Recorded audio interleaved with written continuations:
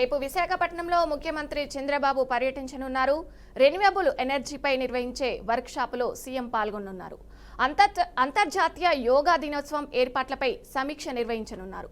విద్యార్థులు, ఎంఎస్ఎంఓ ఈ పారిశ్రామికవేత్తలతో ముఖాముఖి సమావేశంలో పాల్గొనున్నారు. అనంతరం నగరంలోని పలు అభివృద్ధి కార్యక్రమాల్లో సీఎం పాల్గొంటారు.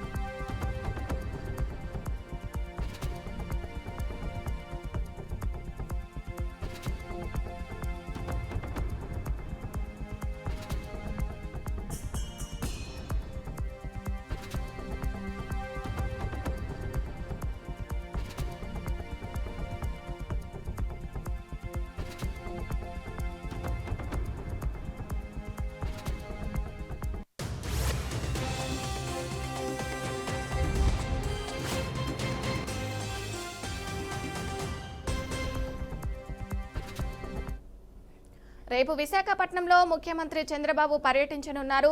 రెన్యూవబుల్ ఎనర్జీపై నిర్వహించే వర్క్షాపులో సీఎం పాల్గొనున్నారు. అంతర్జాతీయ యోగా దినోత్సవం ఏర్పాట్లపై సమీక్ష నిర్వహించనున్నారు.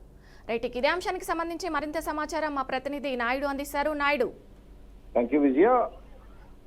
విశాఖలో రేపు సీఎం చంద్రబాబు కూడా పర్యటన చేపట్టారు పరిస్థితి మనకి కనిపిస్తుంది. ప్రధానంగా చూసుకున్నట్టయితే కనుక ఈ నెల 21వ తేదీన యోగాంధ్రకు సంబంధించి ఇప్పటికే పనులు అవి కూడా చకచకా జరుగుతున్న పరిస్థితి ఉంది. దీంతో పాటు రేపు రెన్యూవబుల్ ఎనర్జీపై అయితే కనుక ఒక సెమినార్ కూడా ఏర్పాటు చేసిన పరిస్థితి ఉంది. ఇది దీన్ని ఒక ప్రత్యేకమైనటువంటి కార్యక్రమంగా కూడా చేపట్టాలంటూ కూడా పరిశీలించిన నేపథ్యంలో సీఎం రేపు విశాఖ రానున్నారు. అదే సమయంలో విశాఖలో తిరుపురం అంటే విఎంఆర్డీఏ బిల్డింగ్ కు ఆనుకొని నిర్మించినటువంటి విఎంఆర్డీఏ డెక్ ను కూడా రేపు ప్రారంభించినట్టు కూడా మనకు తెలుస్తుంది. ఇప్పటికే దీనికి సంబంధించి పూర్తి